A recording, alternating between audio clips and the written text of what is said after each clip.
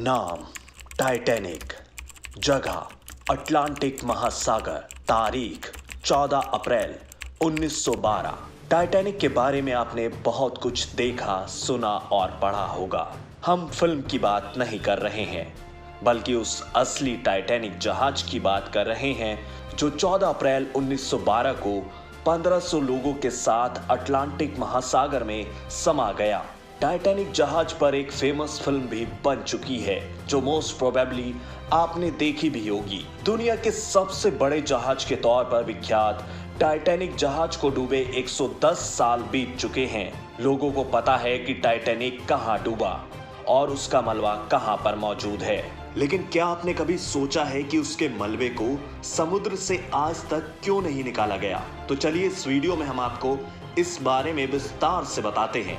अगर अब तक आपने हमारे चैनल को सब्सक्राइब नहीं किया है तो जल्दी से कर लें, ताकि आगे आने वाली रोचक जानकारियां आपसे छूट ना जाएं। टाइटैनिक 10 अप्रैल 1912 को अपनी पहली यात्रा पर ब्रिटेन के साउथहैम्पटन बंदरगाह से न्यूयॉर्क के लिए रवाना हुआ था, लेकिन ठीक 4 दिन बाद 14 अप्रैल 1912 को जहाज अटलांटिक महासागर में एक हिमखंड से टकराकर 2 हिस्सों में बंट गया और कुछ घंटों के बाद जहाज के दोनों हिस्से एक एक कर 3.8 किलोमीटर गहरे समुद्र में समा गए।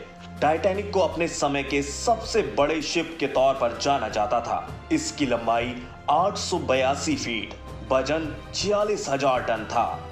यह केवल जहाज ही नहीं था, बल्कि एक ऐतिहासिक संरचना भी थी जिसके जरिए दुनिया आधुनिक तकनीक देख पाई।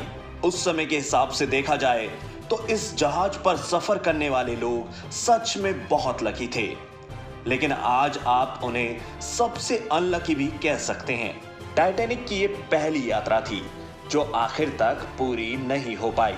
टाइटैनिक लगभग अपनी यात्रा के अंतिम पड़ाव यानी न्यूयॉर्क पहुंचने ही वाला था, लेकिन एक विशाल हिमखंड से टकराने के बाद डूब गया। जहाज को डूबने में लगभग 2 घंटे का समय लगा। आपको बता दें कि इस यात्रा के दौरान कई बार आइसबर्ग के बारे में चेतावनी जहाज को भेजी गई थी, लेकिन दुर्भाग्य से वहां के स्टाफ ने इसे नजरअंदाज कर दिया और आखिर में रेडियो ऑपरेटर भी सो गए, जिसके बाद टाइटैनिक एक विशाल आइसबर्ग से टकरा गया। टाइटैनिक ने बहुत सारी मौतें देखी हैं। रिकॉर्ड्स बताते हैं कि दुर्घटना में सभी क्रू और यात्रियों समेत 1500 लोगों की मौत हुई, जिसमें से 685 स्टाफ के सदस्य और 882 यात्री थे।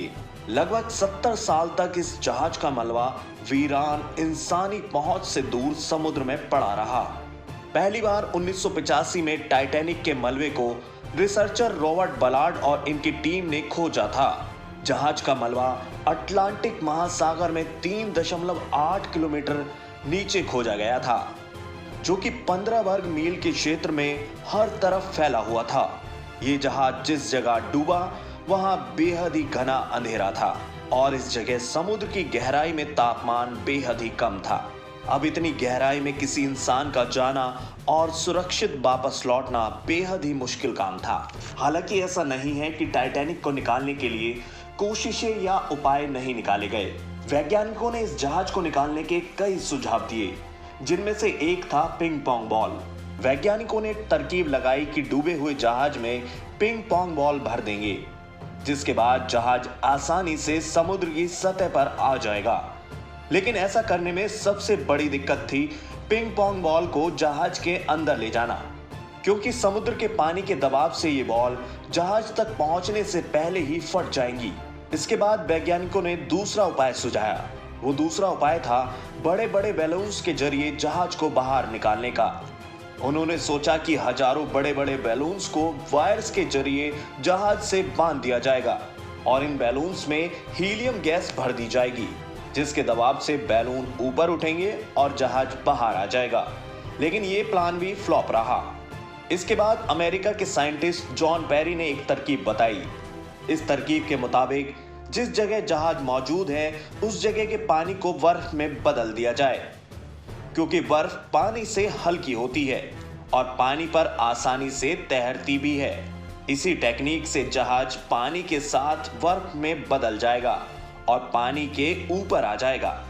लेकिन ऐसा करने के लिए बहुत अधिक मात्रा में लिक्विड नाइट्रोजन की जरूरत होगी, जिसे समुद्र के नीचे ले जाना बेहद ही मुश्किल काम था। इसलिए इस प्रोजेक्ट को भी खारिज करना पड़ा।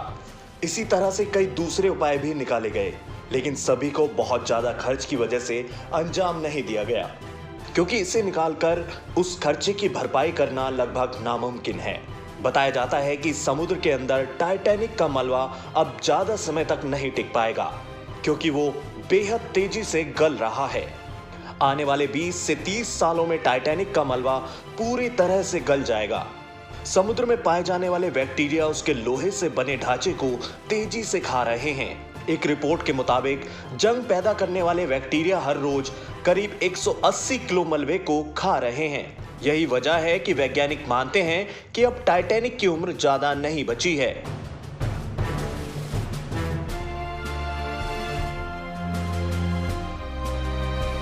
आपको अगर हमारा ये वीडियो पसंद आया हो तो वीडियो को लाइक करें, शेयर करें और कमेंट कर अपनी पसंद के टॉपिक पर वीडियो बनाने का सुझाव दें।